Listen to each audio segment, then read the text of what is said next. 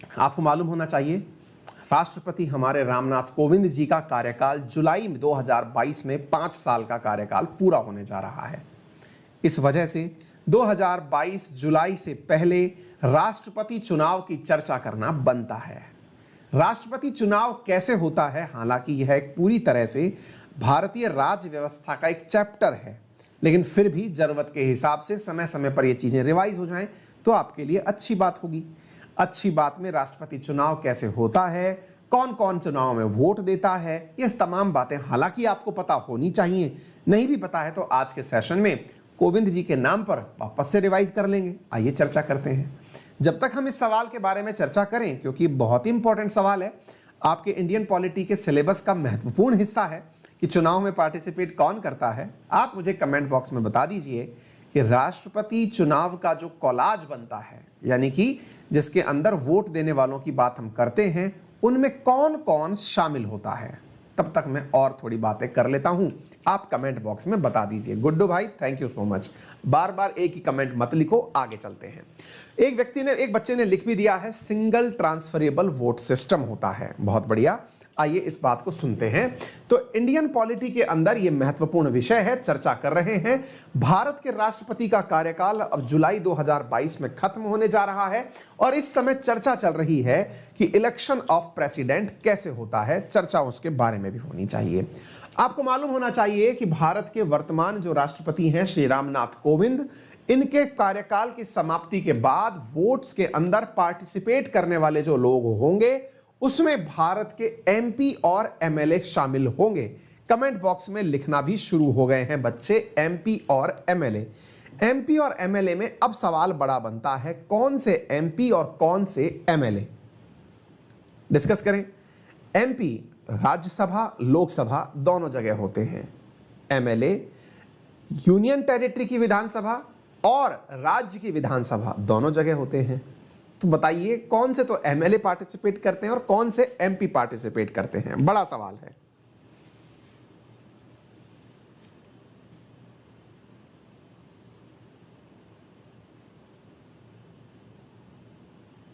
ठीक है, तो उम्मीद है कि आप लोगों को यह जानकारी समझ में आए। तो इधर देखिए साथियों, वोट वैल्यू ईच एमएलए के अंदर क्या क्या है, एमएलए की वोट की वैल्यू, ये तमाम बातें मैं आप लोगों के साथ में यहां पर डिस्कस करूंगा। लेकिन उससे पहले इंडियन पॉलिटी के अंदर राष्ट्रपति चुनाव के बारे में चर्चा कहां पर की गई है वो मैं आपसे डिस्कस करता हूं।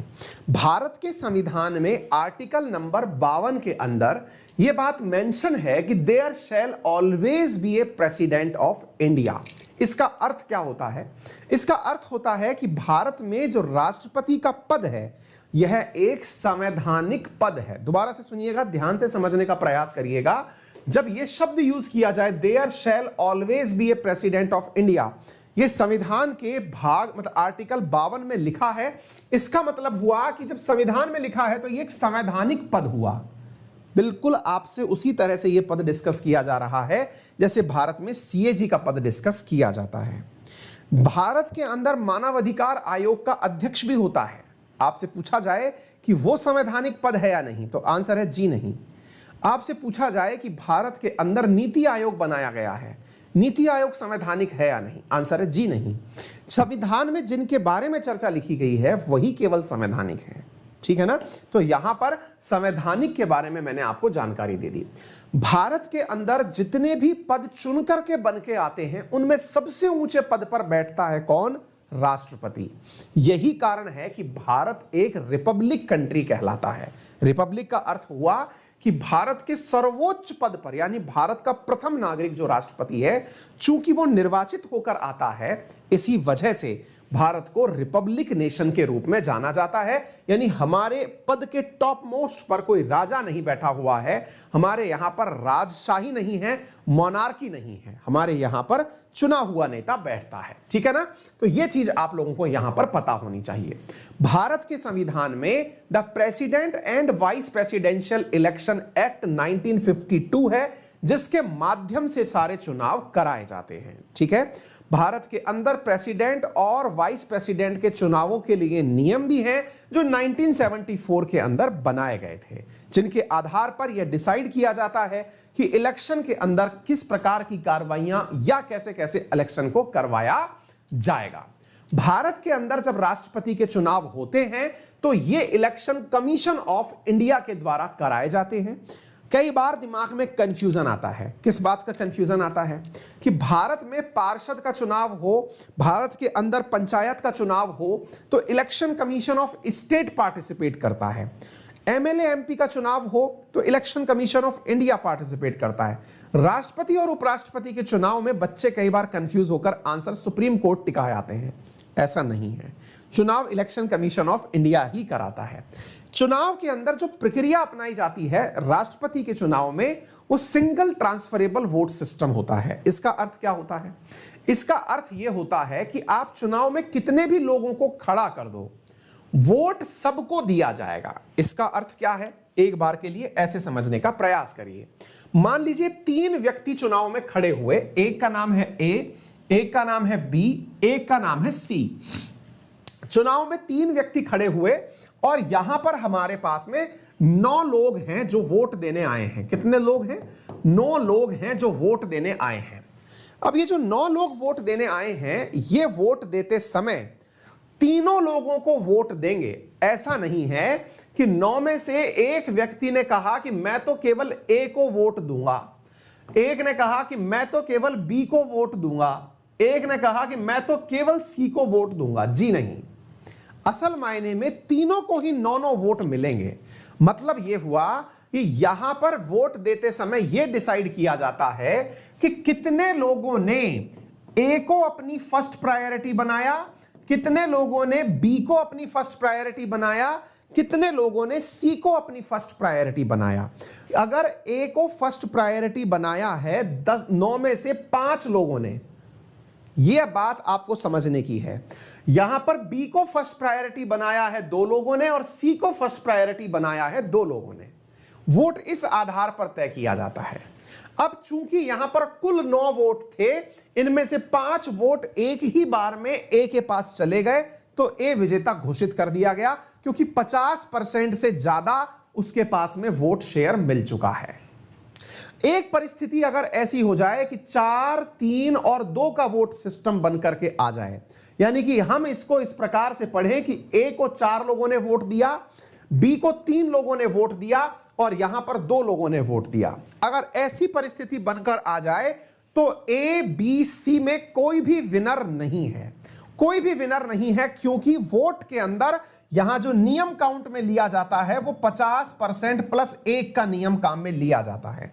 अर्थात जीतने वाले के पास में 9 में से 50% हुआ 4.5 और प्लस 1 बराबर 5.5 वोट होने चाहिए, तब जाकर के इस चीज को कंसीडर किया जाता है। अब बड़ा सवाल बनता है कि जब कोई भी विजेता यहां नहीं हुआ तो फिर डिसीजन कैसे लिया जाएगा?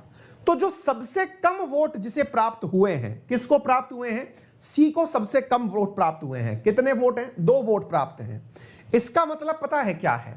सी को फर्स्ट प्रायोरिटी 2 ही लोगों ने दी है, अर्थात बाकी बचे जो लोग हैं उन्होंने सेकंड प्रायोरिटी, यानी कितने लोगों ने सी को सेकंड प्रायोरिटी दी, या फिर इसको ऐसे समझिए, जिन्होंने सी को फर्स्ट प्रायोरिटी दी है वो 2 हैं।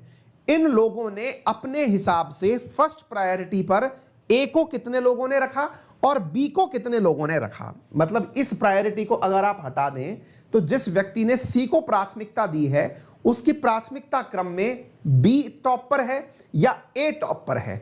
अगर यहां पर ए टॉप पर है, यानी फर्स्ट प्रायोरिटी पर तो सी था, सेकंड प्रायोरिटी पर ए था, थर्ड प्रायोरिटी पर बी था, तो यहां से जो ए के वोट हैं वो ए की कैटेगरी में चले जाएंगे और इस सी के वोट को रद्द कर दिया जाएगा।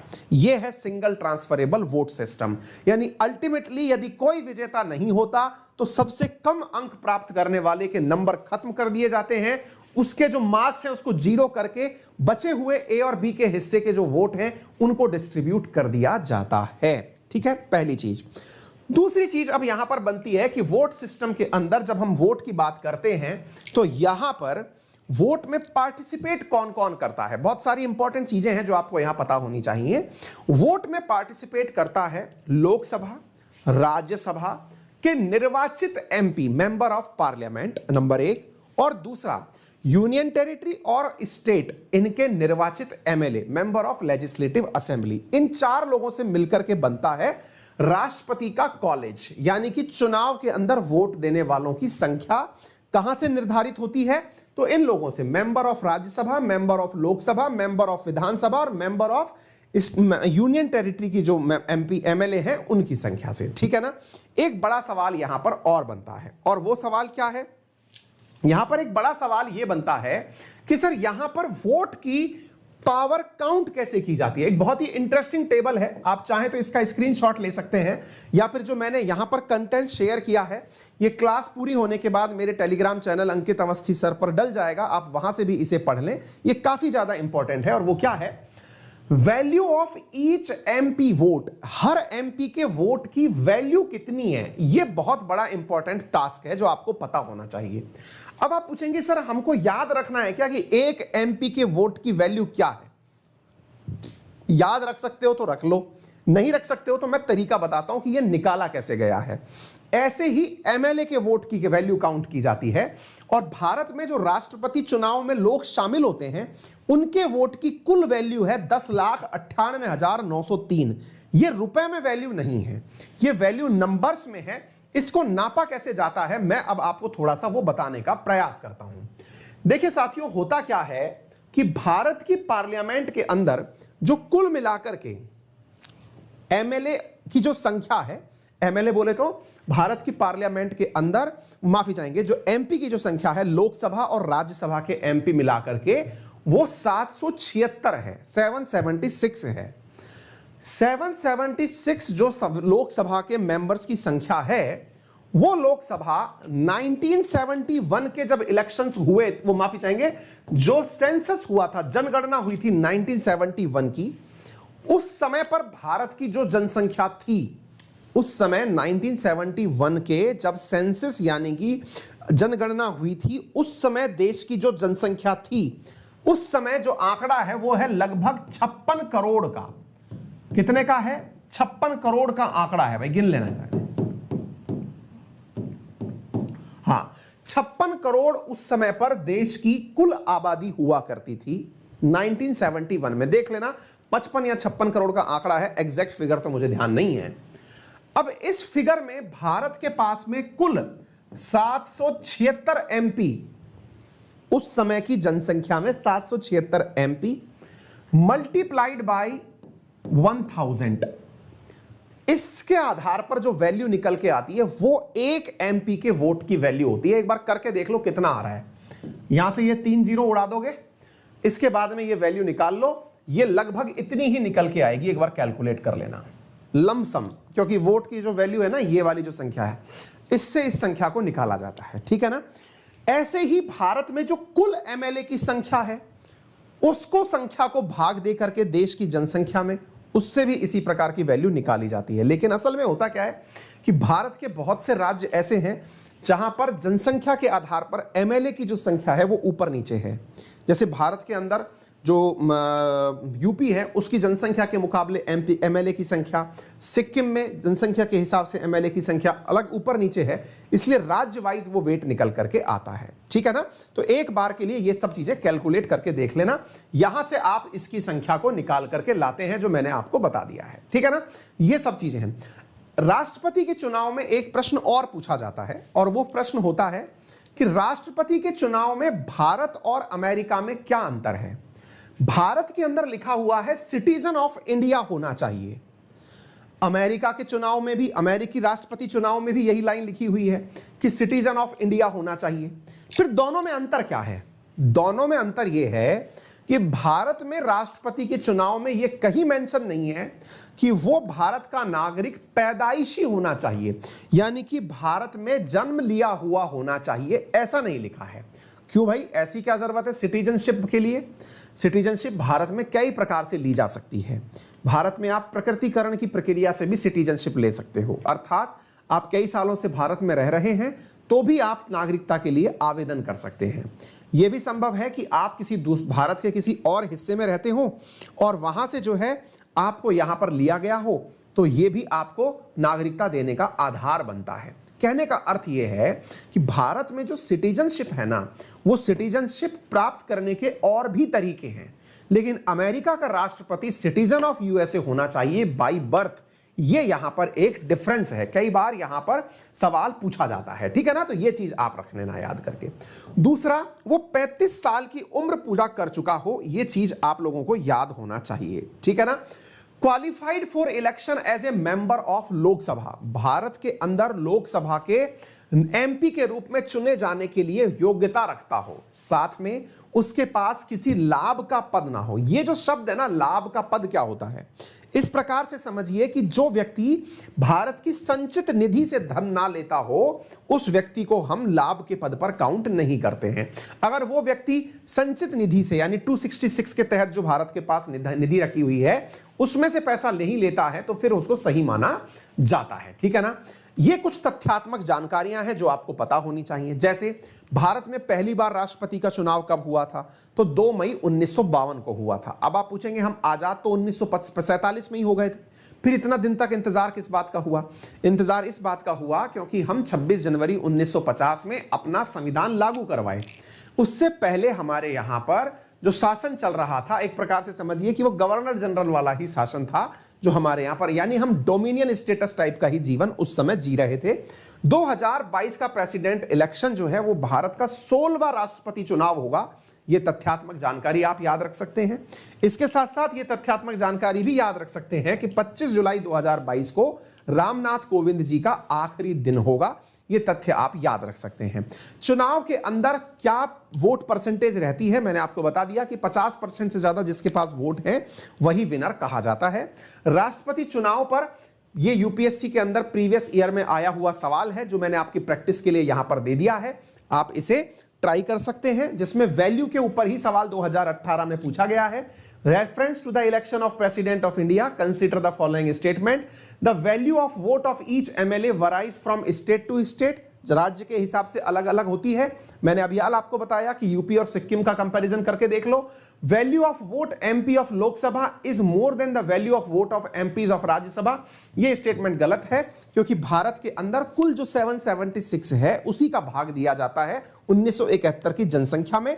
1971 की जनसंख्या 2026 तक मान्य होगी, यानी कि भारत में जो वोट की वैल्यू निकाली जाती है ये 2026 तक फिक्स कर दी गई है। उसके बाद ही इसमें कोई परिवर्तन लाया जाएगा। यहां पर ध्यान रखने की बात यह है कि संभव है कि आने वाले टाइम में जब हमारी जो नई संसद जब बनकर तैयार हो जाएगी तो संभव है कि सांसदों की संख्या में भी इजाफा कर दिया जाए। तो उम्मीद है कि आप लोगों को यह वाली बात समझ में आ जाए, ठीक है। उम्मीद है कि यह बात सारी क्लियर हो गई हो, सेशन की जानकारी आपको समझ में आ रही हो और सेशन को शेयर करने में आप किसी भी प्रकार की कंजूसी नहीं बरत रहे हो। क्लियर है? चलिए साथियों आगे बढ़। एसएससी कैटेगरी के अंदर अगर आप हमारा कोर्स परचेज करते हैं तो प्लस कोर्स आपका मंडे से, हमने बता दिया, इकोनॉमिक्स का शुरू हो रहा है, जिसमें आपको पर्सनल गाइडेंस, टेस्ट एनालिसिस, इसके अलावा स्टडी मटेरियल, स्टडी प्लानर सब आपको इसके अंदर मिलेगा। चलिए, तो ये सारी जानकारी हमने आपको बता दी। इसके अलावा अनअकैडमी पे बहुत सारे फीचर्स हैं आपके लिए। आइकॉनिक प्लान भी है।